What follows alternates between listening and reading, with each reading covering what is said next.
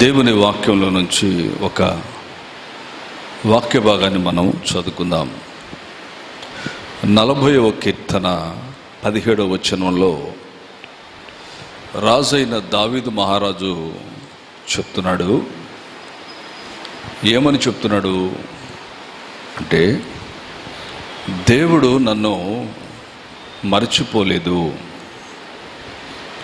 దేవుడు నన్ను మరచిపోలేదు అంటే ఆయన ఎందుకు ఈ మాట అన్నాడు? దేవుణ్ణి మనం మర్చిపోతూ ఉంటాం. ఎందుకంటే మన యొక్క పనులను బట్టి, అర్జెంటు పనులను బట్టి, మన యొక్క ఒత్తిడులను బట్టి, మనకు కలిగేటువంటి ఆటంకాలను బట్టి కానివ్వండి, మనము ప్రార్థించటం అంటే దేవునితో మాట్లాడటం మనం మర్చిపోతూ ఉంటాం. పరిశుద్ధ గ్రంథాన్ని చదివి ధ్యానించడం మర్చిపోతూ ఉంటాం. అంటే ప్రార్థించినప్పుడు దేవునితో మనం మాట్లాడతాం, దేవుని వాక్యాన్ని ధ్యానించినప్పుడు దేవుడు మనతో మాట్లాడతాడు. ఇది దేవునికి మనకు ఉన్నటువంటి అవినాభావ సంబంధం, ఆత్మ సంబంధమైనటువంటి సహవాసం. చూడండి, మన యొక్క శత్రువులు ఎవరైనా, శత్రువులు చుట్టుముట్టినప్పుడు, అంటే సమస్యలు అనేటువంటి శత్రువులు, ఆటంకములు అనేటువంటి శత్రువులు, పలు విధాలైనటువంటి సమస్యలు అనేటువంటి శత్రువులు మనల్ని చుట్టుముట్టినప్పుడు మనకు కొన్నిసార్లు సమాధానం రాకపోవచ్చు, నిందలు పడవచ్చు, అవమానాలు భరించాల్సిన పరిస్థితి రావచ్చు, రోడ్డు మీదకి మనల్ని లాగే పరిస్థితులు కూడా రావచ్చు. కానీ అటువంటి సమయంలో మనకు వచ్చే ఆలోచన ఏంటంటే, దేవుడు నన్ను మర్చిపోయాడు, దేవుడు నన్ను వదిలేశాడు అని అనుకునేటట్లుగా మన శరీరము మనల్ని ప్రోత్సహిస్తుంది. పరిస్థితులు చూసినప్పుడు ఆ పరిస్థితుల ప్రభావము కూడా, నిజంగా దేవుడు వదిలిపెట్టాడా, నన్ను వదిలిపెట్టాడా, నా కుటుంబాన్ని వదిలేశాడా, నా బిడ్డలు వదిలేశాడా అన్నంత అనుమానం వచ్చే పరిస్థితులు కూడా మనకు కలుగుతాయి. కానీ అలా మాట్లాడినటువంటి దావీదు భక్తుడు చెప్తున్న మాట ఏంటంటే, నా దేవుడు నన్ను మరచిపోలేదు. దేవునికి స్తోత్రం కలుగునుగాక. హల్లెలూయా. దేవుడు మర్చిపోయేవాడు కాదు, కానీ ఆయన మరచిపోయేంత పరిస్థితులు మనం తెచ్చుకోకూడదు. అది అసలైన విషయం. ఏంటంటే ఆయన మనల్ని మరచిపోయేంత పరిస్థితులు తెచ్చుకోకూడదు. అది వాస్తవం. 8వ కీర్తన 4వ వచనాన్ని మీరు చదవండి. తర్వాత అక్కడ మళ్ళీ రాజైన దావీదు మహారాజే చెప్తాడు. ఏమని? మనుషుణ్ణి జ్ఞాపకము చేసుకోవడానికి వాడు ఏ పాటివాడు? చూడండి, మనల్ని ఎవరు జ్ఞాపకం చేసుకుంటారు? ఎవరు జ్ఞాపకం చేసుకోరు. కానీ మనము మనుష్యులము, దేవుడు మహిమ కలిగిన వాడు. కానీ మనల్ని జ్ఞాపకం చేసుకోవడానికి మనము ఏ పాటి వారం? గాలి బుడకతో సమానం, నీటి ఆవిరితో సమానం, అప్పుడే వికసించి వాడిపోయే పుష్పముతో, పువ్వుతో సమానమైన మన జీవితాలు దేవుడు జ్ఞాపకం చేసుకోవాలంటే ఏంటి? మనలో ఉన్న యోగ్యత ఏమిటి? ప్రియమైన దేవుని బిడ్డలారా, కనుక మన జీవితంలో దేవుడు మనల్ని జ్ఞాపకం చేసుకోకుండా ఉండడు, ఆయన మనల్ని మరచిపోడు అన్న విషయం మనం ఎప్పుడు కూడా జ్ఞాపకం చేసుకుంటూ ఉండాలి. దేవుని వాక్యం సెలవిస్తుంది. ఒకటి యెషయా గ్రంథము 49వ అధ్యాయము 15వ వచనాన్ని మీరు చదవండి. అక్కడ రాయబడిన మాట, తల్లి తన బిడ్డను మరచినా నేను మిమ్మల్ని మరువను అన్నాడు దేవుడు. తల్లి తన బిడ్డను మరచినా మరువను అన్నాడు దేవుడు. ఎట్లా తల్లి తన బిడ్డను మర్చిపోకుండా ఉంటుంది చెప్పండి? తల్లి తన బిడ్డలను ఎప్పుడు మర్చిపోదు. ఆలోచించారా? మన తల్లి చిన్నప్పుడు మర్చిపోదు, యవ్వన కాలానికి వచ్చినా మర్చిపోదు. చూసారా? ఎందుకంటే మనకు తల్లి కనుక, జన్మనిచ్చిన తల్లి, నవమాసాలు మోసి కన్నటువంటి తల్లి మనల్ని ఎప్పుడు మర్చిపోదు. ఎంతో దుర్మార్గురాలైతే తప్ప తల్లి కొడుకు మీద కానీ కూతురు మీద కానీ మనస్సు చంపేసుకుంటుంది. ఎంత కషాయుణ్ణైనా తల్లి ప్రేమిస్తూనే ఉంటుంది. తండ్రి అటు ఇటు ఉండొచ్చేమో కానీ తల్లి మాత్రం బిడ్డలను వదిలిపెట్టదు. ప్రియమైన దేవుని బిడ్డలారా, అయితే దేవుడు ఏమంటున్నాడు? తల్లి ఒకవేళ మరచినా నేను మిమ్మల్ని మరచిపోను అని దేవుని వాక్యము సెలవిస్తూ ఉంది. ప్రియులారా, గమనించండి, తల్లి బిడ్డలను మరిచే సందర్భాలు ఏమైనా ఉన్నాయా? మనం గమనిస్తే తల్లి బిడ్డలను మర్చిపోయే సందర్భం ప్రాముఖ్యంగా ఒకే ఒకటి ఉంటుంది. ఏంటంటే, తల్లి నిద్రపోయేటప్పుడు, తను విశ్రాంతి తీసుకునేటప్పుడు మాత్రం ఆ 4 గంటలో 8 గంటలో 6 గంటలో 3 గంటలో బిడ్డను మర్చిపోద్ది. అలాగే బైబిల్లో జరిగింది.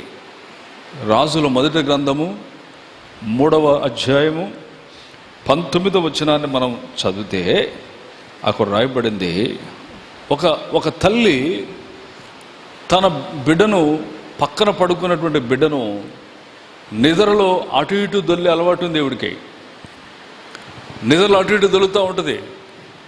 కనీసం బిడ్డ ఉంది, నా పక్కన బిడ్డ ఉందన్న జ్ఞానం కూడా ఉండదు. అంత నిద్రపోతనమాట ఇది ఈవిడ. అంత నిద్రపోతైనటువంటి మనిషి ఏం చేసిందంటే అటు ఇటు దొల్లి తన బిడ్డ మీదే పడిపోయింది. తన బిడ్డ మీదే పడి నిద్రపోయింది. ఆ చిన్న బిడ్డ ఊపిరాడక చనిపోయింది.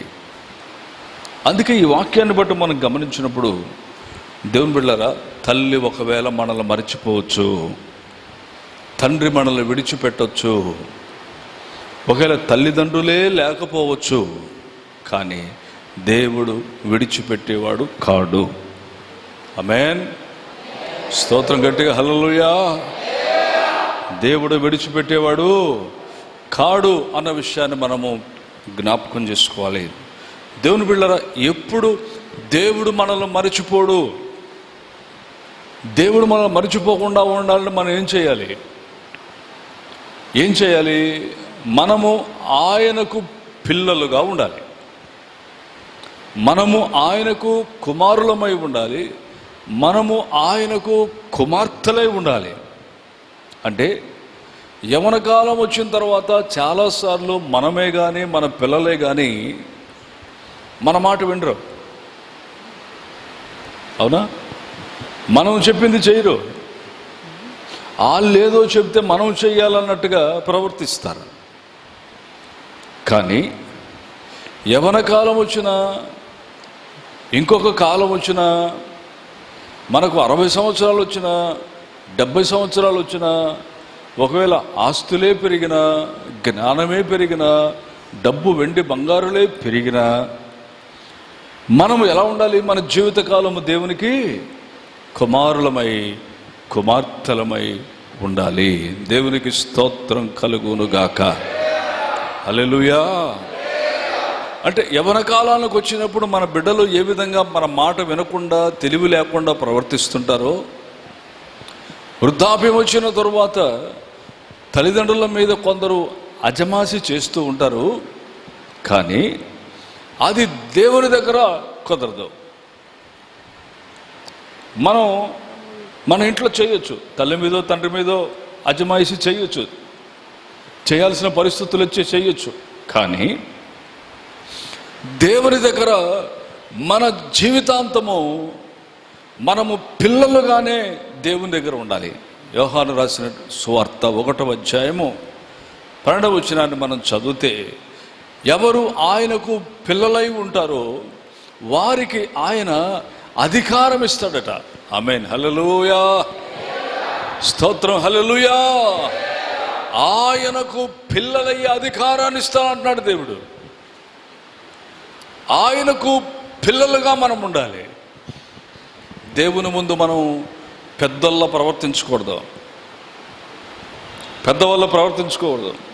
నేను ఇంత చదివాను అన్నట్టుగా ఉండకూడదు. దేవుని దగ్గర నేను ఇంత జ్ఞానం సంపాదించుకున్నాను అన్నట్లుగా ఉండకూడదు. దేవుని దగ్గర ఎంత కాలమైనా మనం ఈ లోకంలో కన్ను మూసేదాకా దేవునికి మనము పిల్లలై ఉండాలి, దేవునికి మనము బిడ్డలమై ఉండాలి.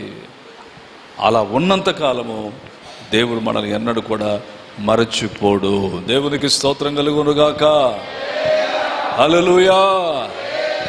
ఎంతో భయంకరమైన పరిస్థితి వస్తే కానీ దేవుడు మనల్ని విడిచిపెట్టలేడు. కృతజ్ఞత లేనటువంటి వారిని దేవుడు విడిచిపెట్టే ప్రమాదం ఉంది.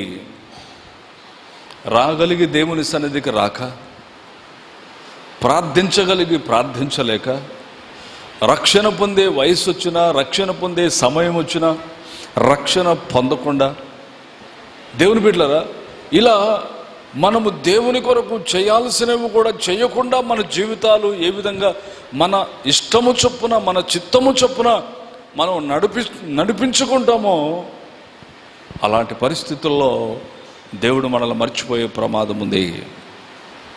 దేవుని బిడ్డలారా, గమనించండి, ఆలోచించండి.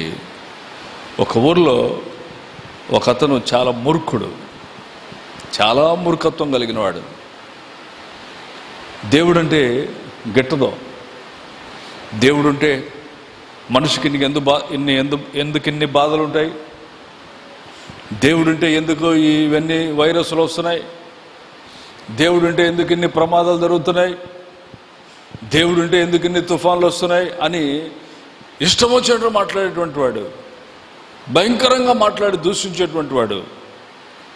నా ప్రియమైన దేవుని బిడ్డలారా, ప్రార్థన చేసుకుంటుంటే భార్యను కొట్టేస్తాడు, పిల్లలను కొట్టేస్తాడు, మందిరానికి వస్తే దూషిస్తాడు, మందిరానికి వెళ్ళే వాళ్ళని చూసి ఉమ్మేస్తాడు, బూతులు మాట్లాడతాడు, భక్తులు అంటాడు, భయంకరమైనటువంటి మాటలు మాట్లాడతాడు. బొట్టు గాజుల వీళ్ళకు మొండమోపులలో, భర్త ఉండగానే భర్తను చంపేశారిలో అని భయంకరంగా మాట్లాడి దూషించేటువంటి స్వభావం. కానీ తన భార్యాబిడ్డలు చేసిన ప్రార్థనను బట్టి దేవుడు ఆయన అనేకసార్లు కాపాడాడని వాళ్ళు సాక్ష్యం చెప్పారు. అనేకమైన రోగముల నుండి విడిపించాడని సాక్ష్యం చెప్పారు. కానీ ఒక రోజున ఓ చెరువు గట్టుకు వెళ్ళాడు. నీళ్లు పారుతూ ఉన్నాయి, నిండుగా చెరువు పారుతూ ఉంది. ఆ చెరువులో ఒక పనస పండు కొట్టుకుపోతూ ఉంది. చూశాడు, నాకు ఈతొచ్చు కదా అని చెప్పి ఆ నీళ్ళలోకి దిగి ఆ పనస పండు తెచ్చుకోవాలని ప్రయత్నం. పిల్లరా, బయటికి వెళ్తే ఒక 100 రూపాయలు 50 రూపాయలు ఇస్తే శుభ్రంగా ఆ పనస పండు శుభ్రంగా ఒలిచినటువంటివి ఇస్తారు. కానీ ఇతను అక్కడున్న వాళ్ళు అరిచి కేకలు పెట్టిన, అరే బాబు ఎందుకురా, నీళ్ళు ప్రవాహం ఎక్కువగా ఉంది, ఎందుకురా బాబు దానికోసం ప్రయాసపడతావు, వద్దని చెప్పిన, లేదు నేను దాన్ని తీసుకొస్తానని చెప్పి నీళ్ళలోకి దిగాడు. ఈదుకుంటూ చాలా కష్టపడి వెళ్ళి ఆ పనస పండును గట్టిగా పట్టేశాడు. ఆ పనస పండును లాక్కు రావాలని, ఒడ్డుకు లాక్కొని రావాలని, ఇంటికి తీసుకొని వెళ్ళాలని సర్వ ప్రయత్నాలు చేస్తున్నాడు. కానీ ఆ పనస పండు మాత్రం కదలటంలా, విన్నే లాగేస్తుంది లోపలికి. ఏమిటా అని చూస్తే ఆఖరికి అది పనస పండు కాదు, నీళ్ళలో వరదలో కొట్టుకుపోతున్న ఒక ఎలుగుబంటి.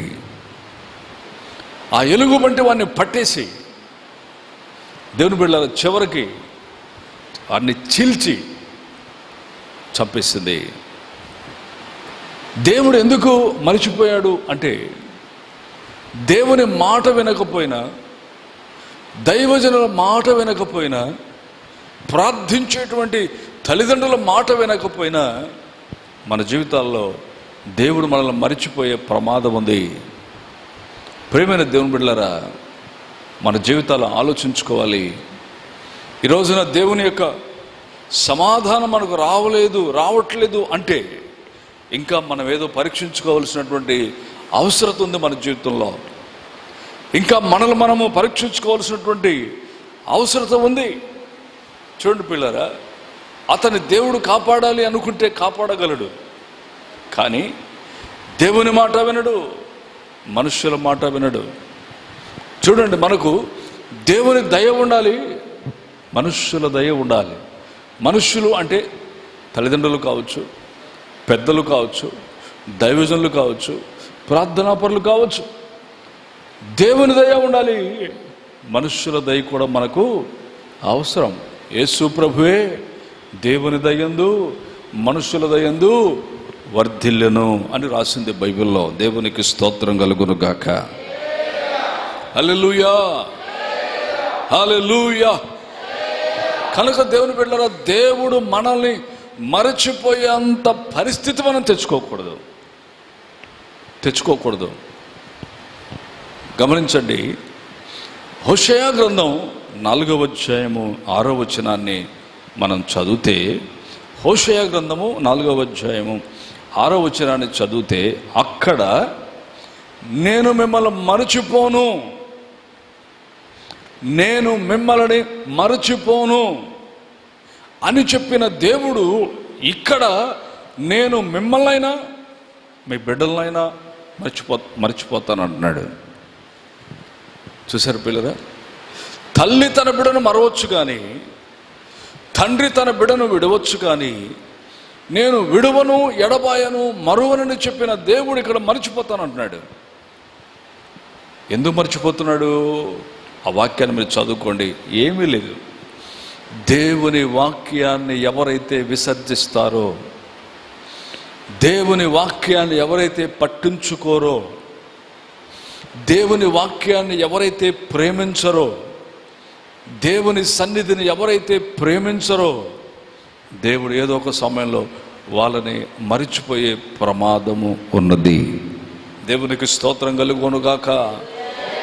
హల్లెలూయా. పిల్లలు, మనం ఇంట్లో ఉన్నంతసేపే మనం సేఫ్గా ఉంటాం. ఇంట్లో కూడా సేఫ్ లేదు. అర్థమైందండి? ఇంట్లో కూడా సేఫ్ సైడ్ లేదు మనకి. ఏ కరెంటు షాక్ కొడతా ఉంటుంది కొందరికి. కొందరేమో బాత్రూంలోకి వెళ్ళి జారిపోయి కాలు చేరిగి ఇరగొట్టుకొని పళ్ళని రాళ్ళగొట్టుకునే వాళ్ళు కొంతమంది ఉన్నారు. చూసారు పిల్లరా?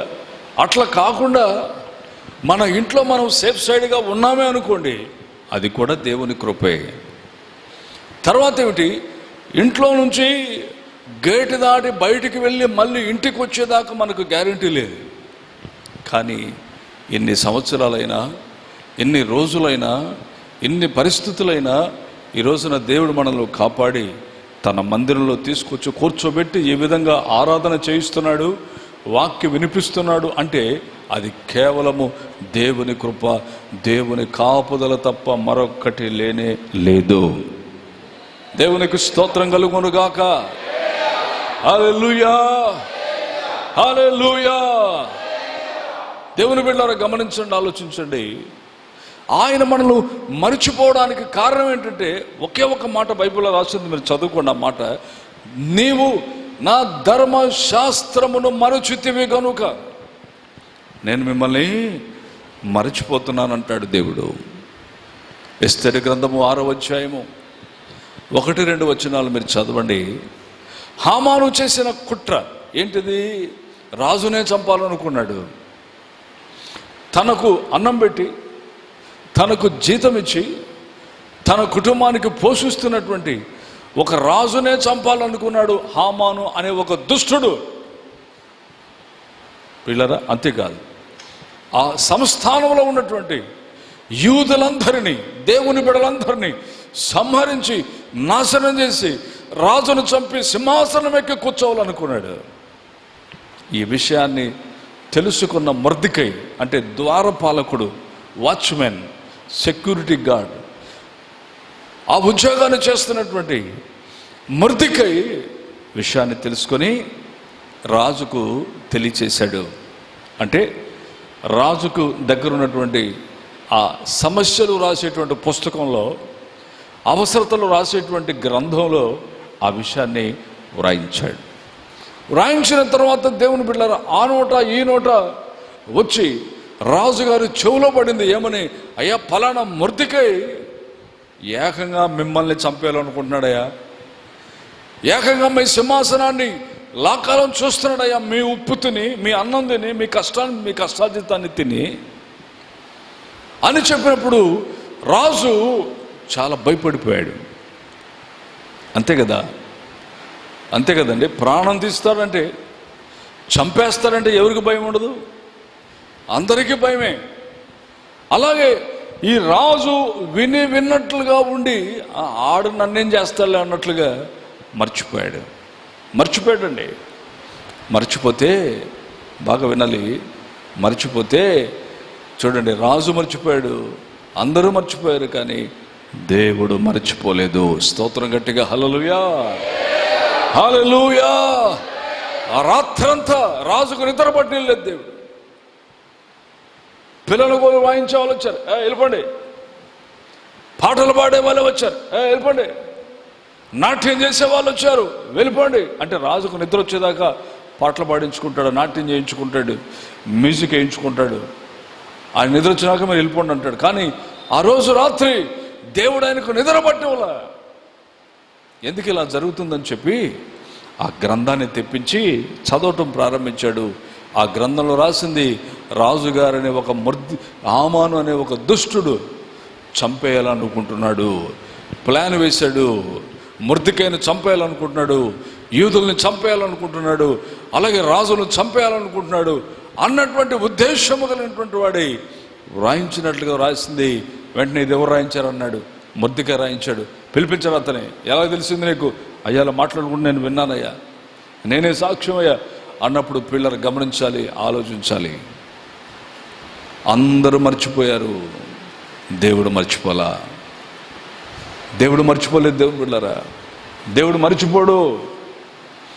ఎంతో ఎంతో దుర్మార్గపు పరిస్థితి అయితే తప్ప మర్చిపోయే ప్రమాదం ఉంది. కానీ దేవుని బిడ్డలారా, ఆఖరి క్షణం వరకు దేవుడు క్షమించడానికే చూస్తాడు, ప్రేమించడానికే చూస్తాడు, చేర్చుకోవడానికే చూస్తాడు. కానీ శృతి మించితే దేవుడు వదిలేస్తాడు, సాతానికి అప్పగించేస్తాడు. వెంటనే అతన్ని పిలిపించి గద్దించి, ఎవడి కోసమైతే ఉరి ఏర్పాటు చేశాడో, ఉరి ఖమ్మం ఏర్పాటు చేశాడో, ఆ ఉరి ఖమ్మం మీదే, తాను చేసుకున్న ఉరి ఖమ్మం మీదే తనే ఉరి తీయబడ్డాడు. యూదులకు క్షేమం కలిగింది, రాజుకు క్షేమం కలిగింది. కనుక నా ప్రేమైన దేవుని బిడ్డలారా, మనము చేసే ఏ ప్రార్థన కూడా దేవుడు మర్చిపోయేవాడు కాదు. దేవునికి స్తోత్రం కలుగును గాక. హల్లెలూయా. చేతులెత్తి చెప్పరే గట్టిగా. ఒక సాక్ష్యం నేను విన్నాను. వాళ్ళకు చాలా కాలం పిల్లలు లేరు, చాలా కాలం బిడ్డలు లేరు. పాపం ఎంత ప్రార్థనలు, ఉపవాస ప్రార్థనలు చేసి చేసి చేస్తే దేవుడు కనికరించి ఒక కొడుకునిచ్చాడు. అబ్బాయి పుట్టాడు, ఆడికి పేరు పెట్టాం, పెద్దోడయ్యాడు, 3వ క్లాస్కి వచ్చాడు, 3వ తరగతి చదువుతున్నాడు. రోజు వాళ్ళ నాన్నగారు వెళ్ళి అని తీసుకురావాలి, దిగబెట్టాలి, డ్యూటీ అయిపోగానే వచ్చి తీసుకురావాలి. కానీ ఆ రోజు భయంకరమైనటువంటి వర్షం పడుతూ ఉంది, వర్షం వదలటం లేదు, విపరీతమైనటువంటి వర్షం. ఈయన వెళ్ళలేడు, ఆడు రాలేడు, అందరూ వెళ్ళిపోయారు. ఆ స్కూల్లో ఈ బాబు ఒక్కడే మిగిలిపోయాడట. ఆడు ఏడ్చి వాళ్ళ నాన్న రాలేదని చెప్పి ఆ ఏడవడానికి కూడా శక్తి లేక ఇక అక్కడి నుంచి ఆ వర్షంలో ఏడ్చుకుంటూ బ్యాగ్ వేసుకొని ఇంటికి బయలుదేరాడు. ఇంటికి వస్తూ ఉన్నాడు. కాస్త కొంచెం తగ్గితే వెళ్ళి తన బిడ్డలు తీసుకురావాలని తండ్రి అన్ని రకాల సిద్ధపడుతున్నాడు. కానీ ఆ బిడ్డ వస్తున్నట్టు సమయంలో ఒక బ్రిడ్జి మీదకి రాగానే ఆ బ్రిడ్జి మీద ఈ నీళ్ళన్నీ బ్రిడ్జిలోకి వెళ్ళిపోవడానికి పిల్లరా మ్యాన్ హోల్ అని కొన్ని ఉంటాయి. అక్కడక్కడ క్యాపులు వేసి ఉంటారు రోడ్ల మీద. నీళ్ళు ఎక్కువైపోయినప్పుడు బ్రిడ్జిల మీద అవి ఓపెన్ చేసేస్తే ఆ నీళ్ళు కిందికి వెళ్ళిపోతాయి. ఆ చిన్న బిడ్డ నడుచుకుంటూ వచ్చి ఒక్కసారి ఆ మ్యాన్ హోల్లో పడిపోయి ఆ నీళ్ళలో కొట్టుకుపోయాడు పిల్లరా. ఆ నీళ్ళలో కొట్టుకుపోయిన తర్వాత అన్ని ప్రయత్నాలు చేశారు, వెతికించారు, చాలా బాధలు పడ్డారు. తల్లి భయంకరమైన పరిస్థితుల్లోకి వెళ్ళిపోయింది, కోమలోకి వెళ్ళిపోయింది. ఏం చేయాలో అర్థం కావట్లా. కనీసం బిడ్డ శవం దొరికితే చాలన్నట్టుగా ఉన్నారు. కానీ ఉదయకాలం 10:30, 11 సరిగ్గా భోజనం టైం అయింది. పిల్లరా బిడ్డ దొరికాడు, కొన ఊపిరితో ఉన్నాడు. ఆ బిడ్డను తీసుకెళ్ళి పిల్లరా హాస్పిటల్లో జాయిన్ చేశారు గుంటూరులో. బిడ్డ క్షేమంగా ఉన్నాడు. ఈ రోజు వరకు కూడా చక్కగా బిడ్డ ఉన్నాడు. దేవునికి స్తోత్రం కలుగును గాక. చూడండి, కొన్నిసార్లు మన పరిస్థితులు తారుమారైపోయినప్పుడు మనల్ని కానీ మన బిడ్డలను కానీ మనకు కలిగిన దాన్ని కాపాడగలిగిన సమర్థుడు దేవుడు. దేవుని మీద మనం ఆధారపడగలిగితే, మన చేతులు ఎత్తేసే పరిస్థితులు వచ్చినా సరే ఆయన ఎన్నడూ కూడా మనలను విడిచిపెట్టే దేవుడు కాదన్న సంగతి ఈ రాత్రి దేవుని సన్నిధిలో నేను మీకు తెలియచేస్తా ఉన్నాను. నా ప్రియమైన దేవుని బిడ్డలారా, మొట్టమొదటిది ఆయన మనల్ని మరిచేవాడు కాదు, తల్లి మరిచినా మరవడు. రెండవది మన బిడ్డలను మర్చిపోయే దేవుడు కాదు.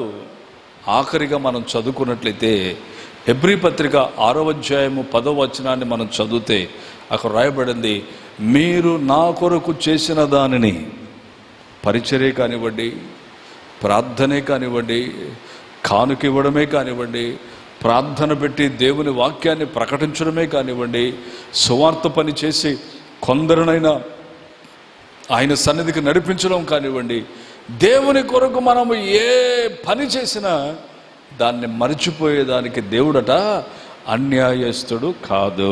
స్తోత్రం గట్టిగా హల్లెలూయా, హల్లెలూయా. దేవుడు మర్చిపోవడానికి ఆయన అన్యాయస్తుడు కాదు. స్నేహితులు మర్చిపోతారు, అవసరం తీరిపోగానే మర్చిపోతారు. పిల్లరా అంతేనా? మనిషి మానవుడు అనగానే మానవులో ఎక్కువగా ఉండేది ఏమిటంటే ప్రేమ తక్కువగా ఉంటుంది, పగ ఎక్కువగా ఉంటుంది. దేవుని బిడ్డలారా, సంతోషపడడం తక్కువగా ఉంటుంది, అసూయ ఎక్కువగా ఉంటుంది. పిల్లలు గమనించాలి, ప్రార్థన తక్కువగా ఉంటుంది, మాటలు ఎక్కువగా ఉంటాయి. కానీ మన జీవితంలో దేవుని కొరకు నమ్మకంగా, యథార్థంగా, విశ్వాసంగా ప్రభు కొరకు మనం ఏదైనా చేయగలిగితే ఆయన మనల్ని మరచిపోవటకు అన్యాయస్తుడైన దేవుడు కాడు. ఆమేన్ చెప్పండి గట్టిగా, చేతులెత్తి చెప్పండి గట్టిగాను. ఎలీషా అనే దైవజనునికి ఒక స్త్రీ, గనురాలైన స్త్రీ, ఆయన దైవజనుని నమ్మి ఆయన అటు ఇటు వెళ్ళి అక్కడ ఇక్కడ పడుకున్న రాత్రిపూట ఆ అరుగు మీదో ఆ గట్టు మీదో ఎక్కడెక్కడో పాపం పడుకొని ఉదయాన్నే లేచి ప్రార్థనలో ఉండి దేవుడు చెప్పిన చోటుకి దేవుడు చేయమన్న పని చేస్తూ ముందుకు సాగిపోతూ ఉన్నాడు. పిల్లలు గమనించండి, ఒక స్త్రీ గమనించింది ఆయన్ని. ఒరే, ఇతను నిజంగా దైవజనుడే అని చెప్పి భర్తతో మాట్లాడి వాళ్ళ ఉన్న మిద్దె మీద ఒక గదేయించి ఆయనకు ఒక మంచం, ఆయనకు ఒక డైనింగ్ టేబుల్, ఆయన కూర్చోవడానికి ఒక కుర్చీ అన్నీ ఏర్పాటు చేసింది భర్తకు చెప్పి. ఆయన వచ్చినప్పుడల్లా ఆ ఇంట్లో ఉండి వాళ్ళు ఏదైనా కాస్త పెడితే తిని అక్కడి నుంచి వెళ్ళిపోతూ ఉండేవాడు. ఆయన పేరు ప్రవక్త అయిన ఎలీషా. స్తోత్రం గట్టిగా హల్లెలూయా. తన గురువు గారైన ఏలియా కంటే కూడా ఎక్కువగా వాడబడిన దేవుని చేత బలమైన కార్యాలు చేసినటువంటి దైవజనుడు ఏలియా భక్తుడు. బలమైన అభిషేకాన్ని కలిగినటువంటి దైవజనుడు ఎలీషా భక్తుడు. వాళ్ళకు అన్నీ ఉన్నాయి, కానీ ఆ కుటుంబంలో ఆమెకు బిడ్డలు లేరు. ఆమె చేసే పరిచర్యను చూసి, ఆ కుటుంబం చూపే ప్రేమను చూసి ఆయన అన్నాడు, అమ్మా నాకు ఇంతగా మీరు పరిచర్య చేస్తున్నారు, మీ ప్రాణం కంటే ఎక్కువగా నన్ను ప్రేమిస్తున్నారమ్మా, మీకోసం మీకేమైనా సమస్యలు ఉన్నాయా? నేను రాజుగారితో మాట్లాడతాను, నేనేం చెప్తే అది ఆయన చేస్తాడు, మీరు చెప్పండి అమ్మా అంటే, లేదండి మాకు అట్లాంటి అవసరం లేదు, కానీ మాకు బిడ్డలు లేరు అని చెప్పింది, మాకు సంతానం లేదు అని చెప్పింది. వెంటనే ప్రార్థన చేసి చెప్పాడు, అమ్మ మరుసటి ఏట వచ్చే సంవత్సరం ఈ టైంకు దేవుడు నీకు చక్కటి కుమారుని ఇస్తాడు, బిడ్డనిస్తాడని చెప్పి వెళ్ళిపోయాడు. దేవునికి స్తోత్రం కలుగును గాక. హల్లెలూయా. పిల్లరా బిడ్డ పుట్టాడు, పెద్దోడయ్యాడు, బాగా మాట్లాడుతున్నాడు, తల్లితో పాటు తండ్రితో పాటు పొలానికి వెళ్తున్నాడు, అన్ని కార్యక్రమాలు ఉంటున్నాడు. చిన్నోడైనా ఒక రోజున ఉన్నటువంటి మిట్ట మధ్యాహ్నం తలనొప్పి వచ్చి, ఆ తలనొప్పి తట్టుకోలేక ఆ పొలంలోనే తల్లి కౌగిట్లోనే చనిపోతాడు. చనిపోయిన తర్వాత ఇంటికి తీసుకొచ్చి ఆ మంచం మీద పడుకోబెడతారు. పడుకోబెట్టిన తర్వాత అప్పుడు ఎలీషాకు ఏ దైవజనుడు ప్రార్థన చేస్తే దేవుడు వారికి బిడ్డలను ఇచ్చాడో ఆ దైవజనుడికి కబురు పంపించారు.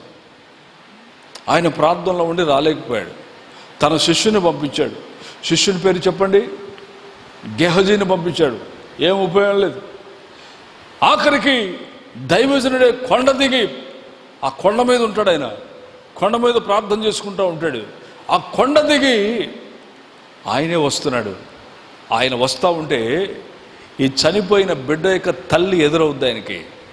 అప్పుడు ఆయన ఏమంటాడు తెలుసా బైబిల్లో, అమ్మా నీవు నీ కుమారుడు క్షేమంగా ఉన్నారా అని అడుగుతాడు. దేవునికి స్తోత్రం కలుగును గాక. అసలు కబురు ఏమొచ్చింది? అసలు ఆయనకు వచ్చిన కబురేంటి? ఆమె కొడుకు చనిపోయాడు, ఎలీషాను పంపించాడు, గెహజీని పంపించాడు, ఏ ప్రయోజనం లేదు అని ఆయనకు తెలుసు. ఆమె కొడుకు చనిపోయాడని తెలుసు, చనిపోయాడని చెప్పడానికి వస్తుందని తెలుసు. కానీ ఆయన ఏమంటున్నాడు తెలుసా బైబిల్లో పరిశుద్ధ గ్రంథం మీరు చదివితే, అమ్మా నీవు నీ కొడుకు క్షేమంగా ఉన్నారా అని అడుగుతున్నాడు. అలా ఏమైనా అడుగుతారా పిల్లరా? చనిపోయిన వాళ్ళ గురించి అడుగుతారా? అమ్మ పర్లేదు, ధైర్యంగా ఉండు, ప్రార్థన చేద్దాం, దేవుడు నీకు కొడుకుని ఇస్తాడమ్మా, నువ్వేం బాధపడద్దామా అని చెప్తారు. కానీ ఏమంటున్నాడు, నీవు నీ కొడుకు క్షేమంగా ఉన్నారా అంటే ఆయన విశ్వాసం ఏంటంటే, నేను ప్రార్థన చేస్తే దేవుడు వారికి బిడ్డలు ఇచ్చాడు, ఆయన నాకు చేసిన దాన్ని మరిచిపోయేదానికి అన్యాయస్తుడు కాడు. నేను వెళ్ళి ప్రార్థన చేస్తాను, దేవుడు వాడిని బ్రతికిస్తాడు అన్న విశ్వాసంతో ఆయన అడుగుతున్నాడమ్మా, నీవు నీ బిడ్డ క్షేమంగా ఉన్నారా? అయ్యా లేదయ్యా, చనిపోయాడయ్యా. సరే పద అని చెప్పి ఇంటికి వెళ్ళి ఆ బిడ్డను పడుకోబెట్టినటువంటి ఆ గదిలోకి వెళ్ళి పిల్లరా ఆ మంచం మీదకి ఎక్కి ఆ చిన్న బిడ్డ కాళ్ళ మీద కాళ్ళు పెట్టి, చేతుల మీద చెల్లు పెట్టి, పిల్లరా కళ్ళ మీద కళ్ళు, ముక్కు మీద ముక్కు, నోటి మీద నోరు పెట్టి, పిల్లరా ఒక్కసారి అలాగా మళ్ళీ లేచి మళ్ళీ ఒకసారి పడుకొని, మళ్ళీ లేచి మళ్ళీ ఒకసారి పడుకొని, అలా 2-3 సార్లు చేయగానే ఏం జరిగిందో తెలుసా? ఆ చనిపోయిన బిడ్డ తుమ్ముతూ దగ్గుతూ తిరిగి బ్రతికాడు. దేవునికి స్తోత్రం కలుగును గాక. హల్లెలూయా. ఆయన మరిచిపోవుటకు అన్యాయస్తుడైన దేవుడు కాడు. మీ సమయాన్ని దేవుని కొరకు మీరు ఖర్చు పెడుతున్నారు, మీ సమయాన్ని దేవుడు మర్చిపోయేవాడు కాదు. మీ యొక్క ఆర్థికమైనటువంటి కష్టార్జితాన్ని దేవుని సేవ కొరకు ఇస్తున్నారు, ఆయన మరిచిపోయేవాడు కాదు. మీరు దేవుని మందిరంలో పరిచర్య చేస్తున్నారు, ఆయన మమ్మల్ని మర్చిపోయేవాడు కాదు. మిమ్మల్ని అయినా నన్నైనా మరెవరినైనా మర్చిపోయే దేవుడు కాదు. ఆయన మన జీవితంలో గొప్ప కార్యాలు చేయడానికి సిద్ధంగా ఉన్నాడు. ఏ సమస్య నుంచైనా, అది జీవిత సమస్య నుంచైనా, అది ఆర్థికమైన సమస్య నుంచి అయినా, అది ఇంకొక సమస్య అయినా, కుటుంబ సమస్య అయినా, ఏదైనా సరే మనము ఆయన కొరకు ఏదైనా చేయగలిగితే దాన్ని మర్చిపోకుండా దానికి ప్రతిగా 30దంతలుగా 60దంతలుగా 100ంతలుగా ఇంకా మనం యథార్థవంతులమైతే, ఇంకా మనము నమ్మకస్థలమైతే ఆకాశపు వాకిళ్ళు విప్పి విస్తారమైన దీవెనలు కుమ్మరించగలిగినటువంటి దేవుడు మనము ఆరాధించే మన ప్రభు అయినటువంటి యేసుక్రీస్తు. స్తోత్రం గట్టిగా హల్లెలూయా, హల్లెలూయా. కనుక నా ప్రియమైన దేవుని బిడ్డలారా, ఆయన మనల్ని మరిచిపోకుండా ఉండాలి అంటే మనము ఆయన సన్నిధిలో ఆయన కొరకు ఏదైనా ఒకటి చేస్తూ ఉండాలి. రెండవది ఏమిటంటే ప్రియులారా, ఆయన వాక్యాన్ని, ఆయన మందిరాన్ని ఎన్నడూ విడిచిపెట్టకూడదు. మరొకటి ఏమిటంటే ప్రియులారా, మనము నిద్రమత్తులమై ఉండకుండా మెలకువగలిగినటువంటి ప్రార్థనా జీవితం, విశ్వాస జీవితం, పరిశుద్ధమైన జీవితం, యథార్థమైనటువంటి జీవితం, నమ్మకమైనటువంటి జీవితాన్ని మనం కలిగి ఉన్నట్లయితే దేవుడు మనల్నే కాదు, మన కుటుంబాన్నే కాదు, మన సంఘాన్నే కాదు, ఎవరిని ఎన్నడూ ఆయన మరిచిపోకుండా తన జ్ఞాపకంలో మనలో ఉంచుకొని నిత్యము తన అరచేతుల మనల్ని చెక్కుకొని మనల్ని కాపాడి ఆశీర్వదించి తన రాకడ కొరకు ఆశీర్వదించి హెచ్చించి తన రాకడ కొరకు మనం సిద్ధపరచగలిగినటువంటి దేవుడు మనము ఆరాధించే నజరేయుడైన సజీవుడైన యేసుక్రీస్తు ప్రభువు. స్తోత్రం హల్లెలూయా, స్తోత్రం హల్లెలూయా. ఈ కొద్ది మాటలు దేవుడు మన కొరకు దీవించును గాక. ఆమేన్. దేవుని బిడ్డలారా, మహాపరిశుద్ధుడా, ప్రేమ కలిగిన తండ్రి, నీ ఘనమైన నామానికి స్తోత్రములు స్తుతులు చెల్లిస్తున్నాం. ఈ సమయంలో మీ సన్నిధిలో నిలిచిన దీనదాసుని నాతో మీ వాక్యం ద్వారా మాతో మాట్లాడినందుకై స్తోత్రములు నాయన. మెలకువగలిగి ప్రార్థించే వారిని నేను మరచిపోనని చెప్పావు. మీ వాక్యమును, మీ సన్నిధిని ప్రేమించే వారిని నేను ఎన్నడూ మర్చిపోనని చెప్పావు.